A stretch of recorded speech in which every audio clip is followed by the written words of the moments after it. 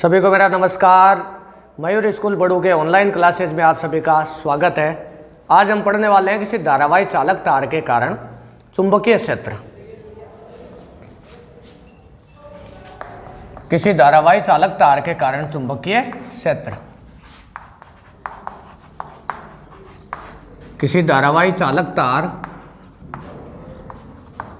के कारण चुंबकीय क्षेत्र।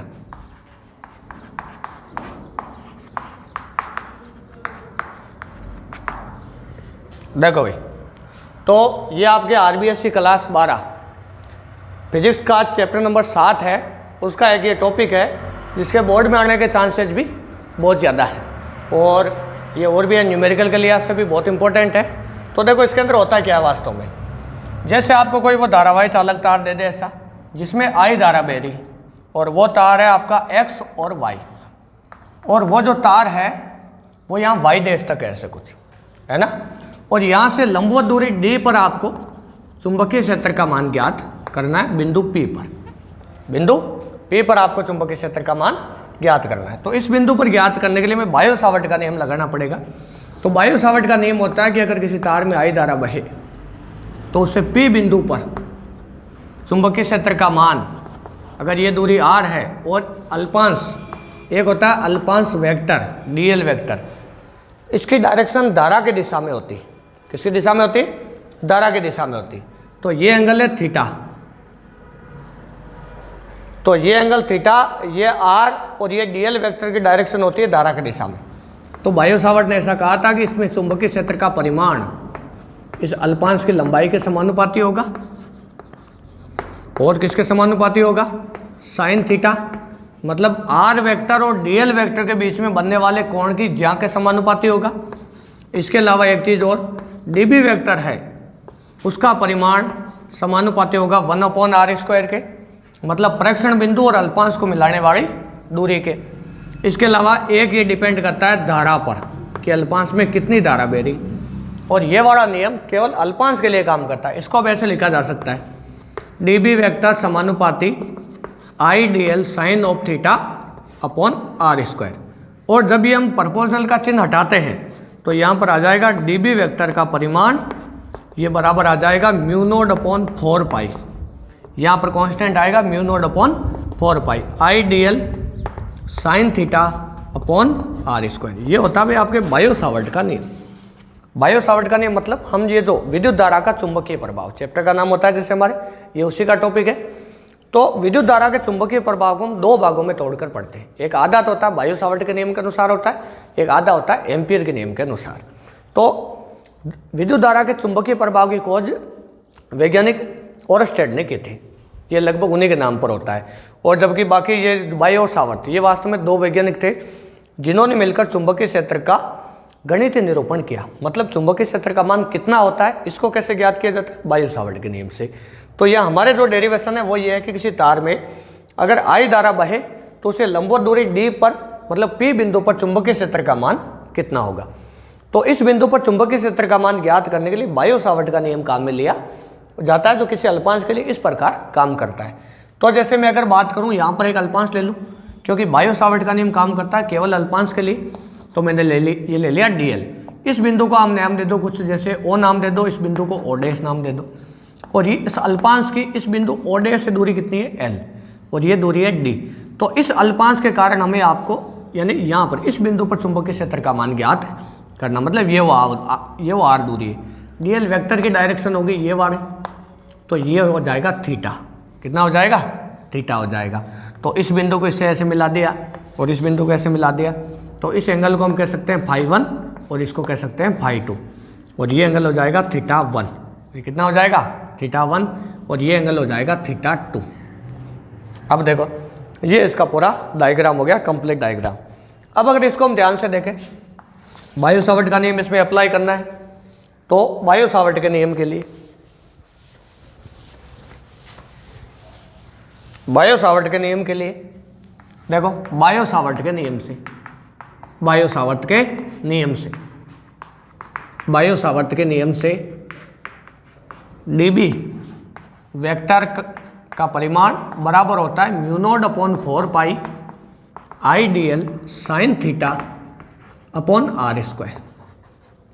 ये बायो सावर्ट का नियम होता है, ये हमें इसमें लागू करना है। तो ये लागू करने के लिए अगर हम एक चीज़ ध्यान से देखें इसमें, तो ये फॉर्मूला आ रहा आर के रूप में, डीएल के रूप में, जबकि इसने हमसे कहा कि आई धारा बह रही है तार में और उससे लंबवत दूरी डी पर आपको चुंबकीय क्षेत्र का मान निकालना है। मतलब इस फॉर्मूले को हमें डी के रूप में लेकर आना है। किसके रूप में लेकर आना है? डी के रूप में लेकर आना है। तो यहाँ पर क्या हो जाएगा, डीबी बराबर ये mu naught I DL sine theta upon 4 r², ये निकालना है इसका। तो इससे पहले कर लो इसको। इसके अंदर अगर आप ध्यान से देखो तो ये वाला त्रिभुज, इसको ये बिंदु पी नाम दे दिया, ओ है, ओ डैश। ये एंगल हो जाएगा 180 माइनस थीटा।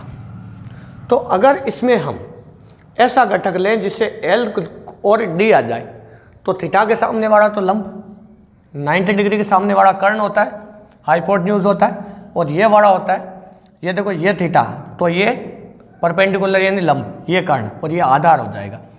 तो 180 माइनस थीटा है, तो ये वाली और ये वाली चीज़ जिसमें आए वो वाला त्रिकोणमितीय फलन आपको यहाँ पर लेना है। तो जैसे साइन थीटा लें तो उसमें हो जाएगा लंब बटा कर्ण, कोस थीटा में हो जाएगा आधार बटा कर्ण, टेन में हो जाएगा लंब बटा आधार। मतलब यहाँ पर हम टेन ले सकते हैं, यहाँ पर हम क्या ले सकते हैं, टेन ले सकते हैं, या कोट ले सकते हैं। कोट थीटा बराबर क्या होता है, आधार बटा लंब।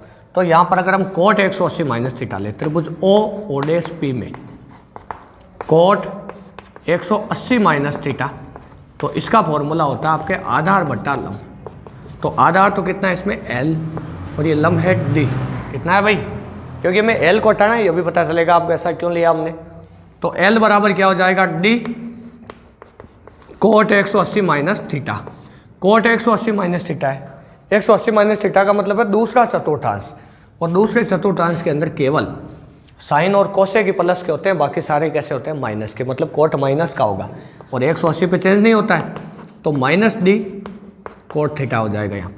अब इसका थीटा के सापेक्ष अवकलन करना है। किसके सापेक्ष, थीटा के सापेक्ष। थीटा के सापेक्ष अवकलन करने पर, क्या करने पर भैया, अवकलन करने पर ये हो जाएगा डीएल अपॉन डी थीटा बराबर माइनस डी तो है ही, कोट थीटा का अवकलन होता है माइनस का कोसेक स्क्वायर थीटा। तो ये हो जाएगा आपका डीएल अपॉन डी थीटा बराबर हो जाएगा डी कोसेक स्क्वायर थीटा। ये इसकी वैल्यू आ जाएगी। देखो कैसे, डीएल को देते रखा, ये माइनस माइनस प्लस आ गया, तो डी कोसेक स्क्वायर थीटा हो जाएगा यहाँ पर। तो देखो डीएल बराबर क्या हो जाएगा, डीएल बराबर डी कोसेक स्क्वायर थीटा, और ये हो जाएगा आपके डी थीटा। तो ये आया डीएल। क्या यहाँ से डीएल को हटाया जा सकता है? अब हमें कोसेक को भी हटाना है, तो मतलब यहाँ आर को डी की फॉर्म में लेकर आना है, क्योंकि दूरी आर पे नहीं पूछा हमसे पूछा दूरी डी के ऊपर। तो ये डी को आर में चेंज करने के लिए हमें पता है आर तो यहाँ है और डी यहाँ है, ये वाली दूरी को आर कहेंगे, ये वाली दूरी आर हो जाए, तो ये तो आर और ये डी। तो ऐसा त्रिकोणमितीय फलन जिसमें कर्ण आए और थीटा के सामने वाला लंब आए, तो वो होता है या तो साइन होता है या कोसेक। अब हमें कोसेक को वहाँ से हटाना है, इसलिए यहाँ कोसेक लेंगे। तो देखो क्या हो जाएगा, त्रिभुज ओ डैश पी में इसी के अंदर कोसेक 180 माइनस अगर हम थीटा लें, तो ये होगा आपका लंब बटा कर्ण होता है, तो ये होगा कर्ण बटा लंब। तो कोसेक 180 माइनस थीटा, दूसरे कोऑर्डिनेट के अंदर साइन और कोसेक प्लस के होते हैं, और 180 पे कोसेक ही रहता है, तो केवल कोसेक थीटा होगा प्लस का, बराबर यहाँ कर्ण कितना हो जाएगा, देखो आर, और ये कितना हो जाएगा, लंब डी हो जाएगा। तो आर बराबर होगा डी कोसेक थीटा। कितना होगा, डी कोसेक थीटा। तो आर स्क्वायर बराबर हो जाएगा डी कोसेक स्क्वायर थीटा। अब देखो, तो ये आ गया भैया हमारे आर स्क्वायर का मान। अब यहाँ देखो, यहाँ भी कोसेक स्क्वायर, यहाँ कोसेक स्क्वायर, जब यहाँ पर पुट करेंगे तो ये कट जाएंगे, फॉर्मूला डी के रूप में आएगा। और यही हमें करना था।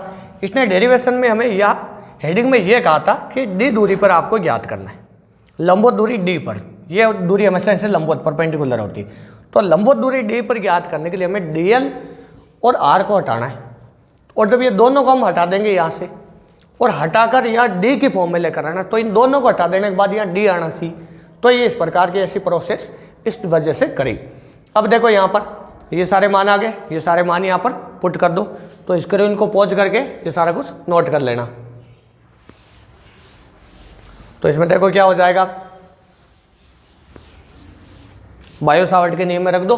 तो बायो सावर्ट का नियम था डीबी बराबर म्यू नोड अपॉन 4 पाई आई। डीएल की जगह क्या रखेंगे, डीएल की जगह रखेंगे D cosec square theta D theta, और साइन थीटा पहले से है फॉर्मूले के अंदर, अपॉन आर स्क्वायर की जगह रखेंगे D square cos square theta. यहाँ से देखो ये हो जाएगा यहाँ से, और वो डी एल की वैल्यू रख दी यहाँ पर।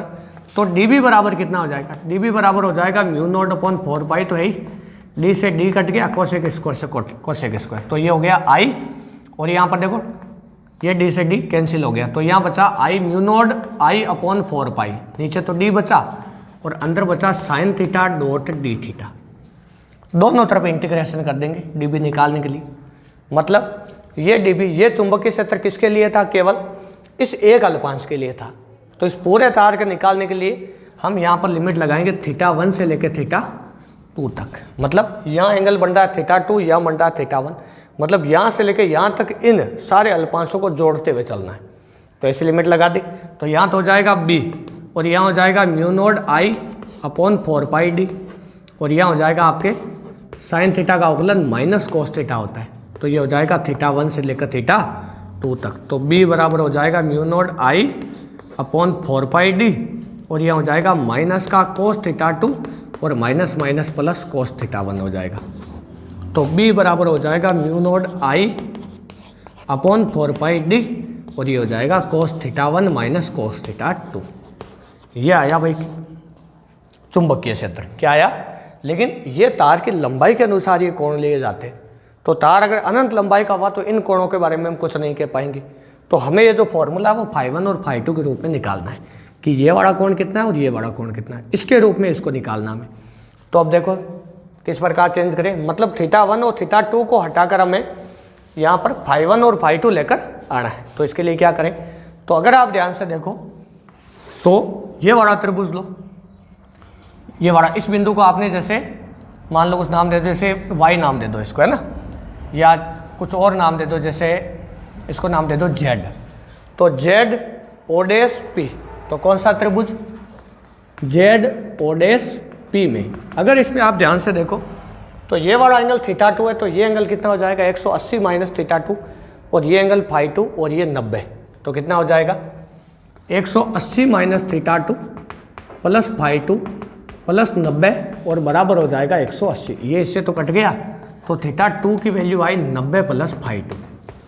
इसी प्रकार नीचे वाला त्रिभुज लो, ये वाला, तो इसमें ये एंगल तो है φ1 और ये एंगल कितना हो जाएगा, ये एंगल θ1, ये एंगल हो जाएगा 90, तो 90 प्लस φ1 प्लस θ1, तो कितना हो जाएगा, ये हो जाएगा त्रिभुज आपका o डैश p और x में।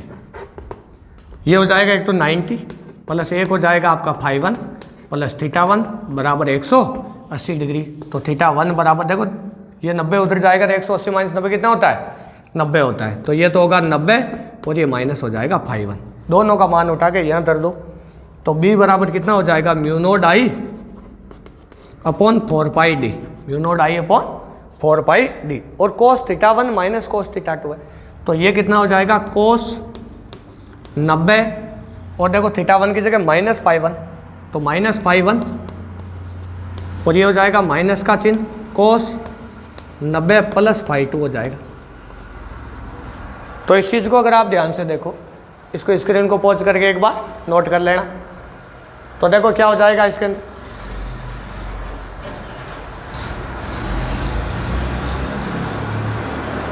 तो b बराबर क्या हो जाएगा भाई, b बराबर हो जाएगा म्यू नॉट आई अपॉन 4 पाई डी, और ये हो जाएगा कोस 90 माइनस φ1, मतलब ये हो जाएगा कोस 90 माइनस φ1 है, तो 90 से एंगल कम है, मतलब पहले कोऑर्डिनेट पे कोस 90 पे कोस चेंज हो जाता है साइन में, और यहाँ प्लस का होगा क्योंकि पहले चतुर्थांश में आ रहा है, तो ये होगा साइन φ1, और दूसरा वाला माइनस ये कोस 90 प्लस φ2 है, मतलब 90 प्लस थीटा होता है तो दूसरे चतुर्थांश में आ रहा है, तो इसका मतलब क्या हुआ, ये कोस 90 पे साइन में चेंज होकर प्लस का होगा या माइनस का होगा, ये माइनस का होगा, क्योंकि दूसरे कोऑर्डिनेट में केवल साइन और कोसेक ही प्लस के होते हैं, केवल साइन होता है और कोसेक इस बारे में, बाकी सारे कैसे होते हैं माइनस, मतलब ये माइनस होगा तो माइनस माइनस क्या हो जाएगा प्लस हो जाएगा, और ये हो जाएगा साइन φ2।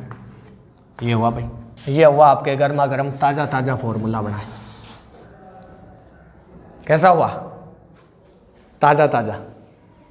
अब देखो इसके बाद, तो अब इसमें लगा देते हैं हम केस, तो ये इस प्रकार का डेरिवेशन था भाई, बहुत आसान है, बोर्ड के लिहाज से काफ़ी इंपॉर्टेंट है। हालांकि एक और है, एक धारावाही वलय के कारण या धारावाही कुंडली के कारण उसकी अक्ष पर चुंबकीय क्षेत्र, उसके आने के चांसेस बहुत ज़्यादा है, इससे ज़्यादा। लेकिन ये भी बहुत काम का है क्योंकि इसका एक केस है जो एम्पियर के नियम से निकाला जा सकता है। हालांकि एम्पियर का नियम बहुत ईजी कर देता है, जैसे हम उसके अंदर पढ़ते थे ना इन चीज़ों को, हम यानी इलेक्ट्रोस्टैटिक्स को हमने दो भागों में तोड़कर पढ़ा था, एक तो कूलाम के नियम के आधार पर था और एक गाउस के नियम के आधार पर। तो इसको हम वास्तव में पढ़ते हैं बायो सावर्ट के नियम और एम्पियर के नियम के आधार पर। बीच में कुछ उपकरण आते रहते हैं, कुछ चीज़ें आती रहती है, जैसे इसमें गैल्वेनोमीटर वगैरह आएगा, वो सारा कुछ है ना। तो देखो अब इसमें केस लगा देते हैं। तो भाई पहला केस ये है कि जब तार अनंत लंबाई का हो, कितनी लंबाई का हो, अनंत लंबाई का हो, तार क्या हो, अनंत लंबाई का। अगर तार हम अनंत लंबाई का ले लें तो उससे लंबवत दूरी d पर चुंबकीय क्षेत्र का मान क्या होगा। ये देखो ये तार है, इस तार से I धारा बह रही और तार है अनंत लंबाई का, इनफाइनाइट लेंथ है इसकी, और इसे d दूरी पर आपको चुंबकीय क्षेत्र का मान ज्ञात करना है। तो आप किस प्रकार ज्ञात करोगे, अगर d दूरी पर चुंबकीय क्षेत्र का मान ज्ञात करना है तो ये वाला जो कोण होगा ना, इससे यहाँ वाला, ये तो होगा φ2, नीचे वाला लिया था याद करो φ1। तो ये वाले कोण कितने होंगे जब ये अनंत लंबाई का हो, 90 डिग्री। कैसे होगा 90 डिग्री, देखो अगर आप ध्यान से देखो तो मैं तार को अगर ऐसा लूँ, ये आपका तार है, ये आपका बिंदु है यहाँ पर, ऐसे इस एक वाले सिरे से लेते हैं। अगर मैं तार यहाँ तक ही लंबा होता तो कोण बनता है ऐसा कुछ, अगर तार यहाँ तक लंबा होता तो कोण बनता है ऐसा कुछ, अगर तार यहाँ तक होता तो कोण बनता कुछ ऐसा कुछ, अगर तार यहाँ तक होता तो कोण बनता ऐसा कुछ। हर बार देखो कोण बढ़ता जा रहा है, ये कोण, ये कोण, ये कोण, ये कोण, कोण बढ़ता जा रहा है। और जितना तार लंबा होगा ना ये कोण बढ़ता जाएगा। और जब तार अनंत लंबाई का होगा, अनंत का मतलब हमें नहीं पता उसका दूसरा सिरा कहाँ पर है, तो उस समय क्या हो जाएगा, ये वाला एंगल 90 डिग्री हो जाएगा। मतलब यहाँ पर φ2 की वैल्यू भी 90 और φ1 की वैल्यू भी कितनी 90 होगी। क्यों होगी भाई, क्योंकि तार जैसे जैसे लंबा होगा तो ये वाला कोण लगातार बढ़ता जाएगा। और जब ये तार अनंत लंबाई का हो जाएगा तो उस समय ये वाला कोण मैक्सिमम कितना हो सकता है, उस तरफ तो जा ही नहीं सकता, केवल मैक्सिमम इतना ही हो सकता है 90 डिग्री। कितना हो सकता है 90 डिग्री हो सकता है। तो देखो 90 डिग्री हो गया, तो 90 डिग्री रखो यहाँ पर। तो B बराबर क्या हो जाएगा, देखो B बराबर हो जाएगा यहाँ पर, B बराबर हो जाएगा भैया μ0I/4πd, और ये हो जाएगा sin 90 प्लस sin 90, ये हो गया ऐसा। तो B बराबर हुआ μ0I/4πd, ये हो जाएगा 1 + 1, तो मतलब 2 हो जाएगा, 2 से 2 टाइम्स कट गया नहीं है 4, तो B बराबर कितना आया μ0I/2πd, ये आया भैया चुंबकीय क्षेत्र का मान। कहाँ पर, जब तार अनंत लंबाई का हो। इसको एम्पियर के नियम से आगे निकाला जाएगा। अब देखो दूसरा केस, अगर हम केस सेकंड के बारे में भाई बात करें तो अब की बार भी तार अनंत लंबाई का लेना है, लेकिन तार के एक लंबो सिरे से लेना है। ये केस सेकंड हो गया, साथ के साथ नोट करते जाना। ये देखो दूरी हो जाएगी d, कितनी हो जाएगी दूरी, ये बिंदु हो जाएगा P। ऊपर वाला सिरा अनंत लंबाई का है, मतलब यहाँ से यहाँ जो कोण बनेगा वो होगा φ2 बराबर 90, लेकिन यहाँ जो कोण बनेगा φ1 वो होगा 0 डिग्री। देखो क्यों, ये वाला कोण हमने लिया था φ1, ऐसा कुछ चित्र में देखो आप, है ना, कॉपी में किया होगा चित्र या वीडियो को रिवर्स करके देख लो। तो देखो φ1 है, ये वाला एंगल φ1 है। अगर मैं इस वाले बिंदु को ऊपर ले जाऊँ यहाँ, तो देखो कोण घटेगा, अगर मैं यहाँ ले जाऊँ तो घटेगा, और यहाँ ले जाऊँ तो 0 हो जाएगा। मतलब φ1 का मान कितना हुआ, 0 डिग्री हुआ। कितना हुआ भाई, 0 डिग्री हुआ। अब जब ये कोण 0 डिग्री हुआ तो इसको लिखा जाएगा B बराबर μ0I/4πd, और इसको लिखा जाएगा साइन φ1 की वैल्यू तो 0 और प्लस हो जाएगी φ2 की वैल्यू साइन 90। तो यहाँ हो जाएगा B बराबर μ0I/4πd। तो इससे हम क्या समझे, इससे हम ये चीज़ समझे कि भैया अगर कोई तार अनंत लंबाई का है तो उसके एक सिरे से लंबवत दूरी d पर चुंबकीय क्षेत्र का मान इतना होता है। ये हुआ केस सेकंड। अब अगर हम केस थर्ड की बात करें तो केस थर्ड के अंदर क्या हो जाएगा, मैं आपको कह दूं कि एक तार है जिसके मध्य बिंदु D से, ऐसे इस प्रकार यहाँ पर आपको चुंबकीय क्षेत्र का मान ज्ञात करना है, मध्य बिंदु D से, और तार है पूरा मान लो 2L लंबाई का। तो ये वाली लंबाई L हो जाएगी और नीचे वाले भी कितनी हो जाएगी, L हो जाएगी। तो तो ये वाला एंगल कितना होगा बताओ। देखिए ये वाला और ये वाला ऐसे, इस प्रकार अगर इस एंगल को बताना चाहे तो ये वाला भी फाई होगा और ये वाला भी फाई, दोनों एंगल सेम होंगे। दोनों एंगल कैसे होंगे? सेम होंगे। अब 45 डिग्री होगा 30 डिग्री होगा, ये डिपेंड करता है इन डी और एल का मान क्या है उसके ऊपर। अब देखो ये डी है ये एल है, तो दोनों कोण बराबर होंगे क्योंकि ये वाली दूरी सारी बराबर, मतलब कोण कितना हो जाएगा दोनों का बराबर। तो देखो b बराबर हो जाएगा mu naught I upon 4 pi D, sine phi 1 की जगह हो जाएगा sine phi plus sine phi. तो ये हो जाएगा b बराबर mu naught I upon 4 pi D और ये हो जाएगा 2 साइन फाई। अब ये एंगल दे देगा आपको, इस हिसाब से कर लेना, आगे एक आध न्यूमेरिकल करा देंगे। ये देखो इस प्रकार। इसके बाद अगर अगले केस की बात करें तो मैं कह दूं P बिंदु या धारावाही तार की अक्ष पर आप याद करो ऐसे, इस बिंदु यहाँ P है, ये अक्ष होती है धारावाही तार की, इस बिंदु P पर चुंबकीय क्षेत्र का मान ज्ञात करो। तो इस बिंदु P पर फाई 1 का मान भी 0 होगा और फाई 2 का मान भी 0 होगा। क्यों?